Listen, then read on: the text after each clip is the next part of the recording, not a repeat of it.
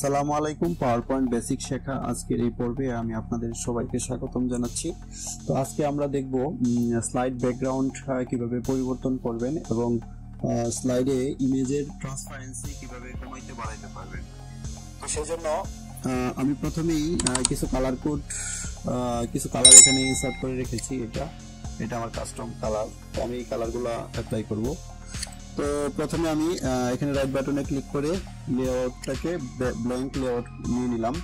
তারপরে এখানে দেখেন আমি এর আগে পূর্বে দেখিয়েছি এই যে পিকচার এন্ড টেক্সচার ফিল, এটা আমি পূর্বে দেখিয়েছি। তো আজকে এটা আমি দেখাবো না। সলিড ফিল যদি দেখাই তাহলে এই দেখেন এখান থেকে আমি ইউজ করতে পারবো ব্যাকগ্রাউন্ডগুলো, অথবা আমি এখান থেকে এই যে আই ড্রপার নিয়ে আমি যেখানে ক্লিক করবো ঠিক ওই কালারটা হয়ে যাবে। ধরেন এটা আমার এই ধরনের কালার ছিল, এখন আমি আই ড্রপার নিব। আই ড্রপার নিয়ে আমি যদি এখানে ক্লিক করি এখান থেকে কালারটা চলে আসবে। তারপরে আছে কি গ্রেডিয়েন্ট। তো এখানে যে সাধারণত পাওয়ার পয়েন্টের যে বিল্ডিং আছে আপনার এখানে এগুলা যখন আপনি গ্রেডিয়েন্টে ক্লিক করবেন তখন এই চারটা কালার সাধারণত চলে আসবে। তো এই চারটা আমার দরকার নেই, আমি দুইটা দিয়ে দেখাচ্ছি আপনাদের।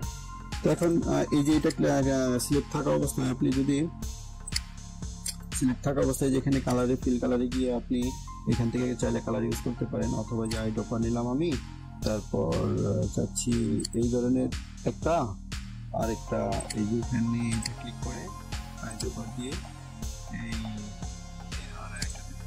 এখন কিন্তু দেখেন এটা আমার একটা গ্রেডিয়েন্ট ব্যাকগ্রাউন্ড। এখন এটাকে আমি লিনিয়ারও করতে পারবো অথবা রেডিয়ালও করতে পারবো, তো রেক্টেঙ্গুলারও করতে পারবো। এখানে আমি লিনিয়ারটাই নিচ্ছি, লিনিয়ারটা খুব ভালো।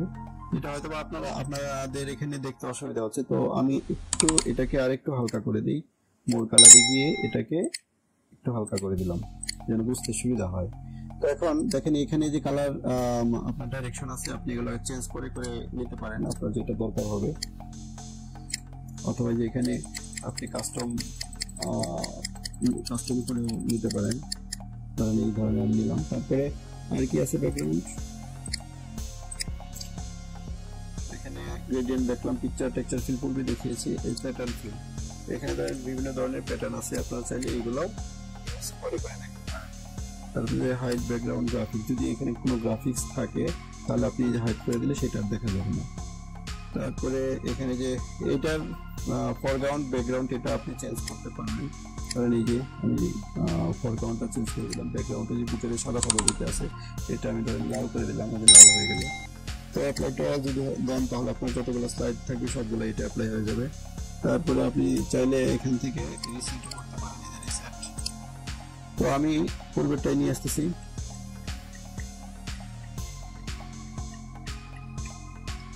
আচ্ছা, তারপরে ধরেন আপনার এগুলো ট্রান্সপারেন্সি বাড়াইতে পারেন। যেমন এটা ট্রান্সপারেন্সি যদি আমি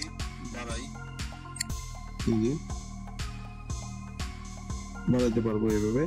আবার ধরেন এটা ট্রান্সপারেন্সি যদি আমি বাড়াইতে পারবো। এই ধরনের ব্যাকগ্রাউন্ড দেখবেন মাঝে মাঝে দরকার পড়ে আপনার, তখন এগুলো ইউজ করতে পারবেন। ধরেন আমি তারপরে একটা ইমেজ দিলাম, এখানে ইনসার্টে যাই, ইমেজ, স্টপ ইমেজ, এই ইমেজটা নিলাম, এটা নিলাম, একটু সময় লাগবে ডাউনলোড হতে। তারপরে এটাকে একটু ছোট করে নিই। এখন এটার আপনার ট্রান্সপারেন্সি এর আগে আমি দেখাইছি। আপনারা চাইলে ট্রান্সপারেন্সি এই যে এখানে গিয়ে কমাইতে বাড়াইতে পারবেন। কোথায়?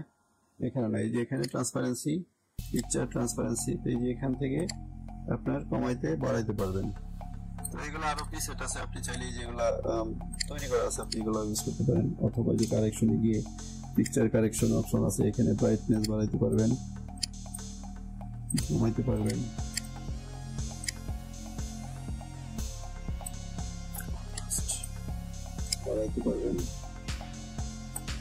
তারপরে আর কি করা যায়, এখান থেকে শার্পনেস।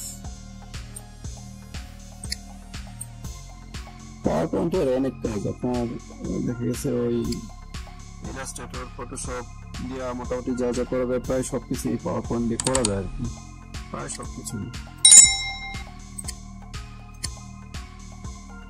এখানে ক্রপ অপশন আছে, এখান থেকে ক্রপ করা যায়। এগুলো আপনারা একটা একটা দেখবেন, আপনাদের যেগুলো দরকার সেই অনুসারে দেখবেন। আমি জাস্ট বেসিক গুলো দেখিয়ে দিচ্ছি, যেহেতু বেসিক টিউটোরিয়াল। পরবর্তীতে আমি যখন বিভিন্ন ধরনের টেমপ্লেট ডিজাইন করে দেখাবো তখন আপনারা এগুলো আরো ডিপলি জানতে পারবেন।